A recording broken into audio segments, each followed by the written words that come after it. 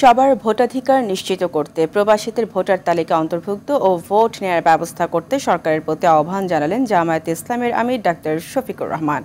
একই সঙ্গে সুষ্ঠু ভোটার তালিকা প্রণয়নে বাড়ি বাড়ি গিয়ে তালিকা হালনাগাদের দাবিও জানান তিনি। রাজধানীর মগবাজারের জামায়াতের নীতি নির্ধারণী ফোরাম কেন্দ্রীয় মজলিসে সূরার উদ্বোধনী অনুষ্ঠানে এই কথা বলেন ডাক্তার শফিকুর রহমান।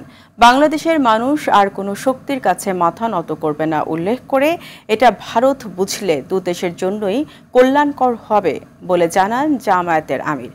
ষড়যন্ত্র প্রতিহত করে মানবিক বাংলাদেশ গড়তে ধর্ম, বর্ণ ও দল মত নির্বিশেষে সবাইকে ঐক্যবদ্ধ থাকার আহ্বানও জানান ডাক্তার শফিকুর রহমান।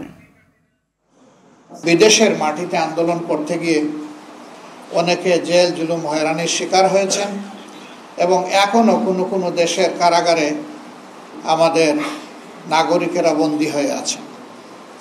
আমরা সরকারকে অনুরোধ করব দ্রুততম সময়ের ভিতরে আমাদের মিশনগুলোকে কার্যকর করে এবং সরাসরি ঢাকা থেকে সংশ্লিষ্ট দেশের সরকারের সাথে যোগাযোগ করে তাদের মুক্তির ব্যবস্থা করা, তাদেরকে তাদের কাজে পুনর্বাসন করা এবং দেশে ফিরিয়ে আনতে হলে সম্মানের সাথে ফিরিয়ে আনার দায়িত্ব যেন সরকার পালন করেন।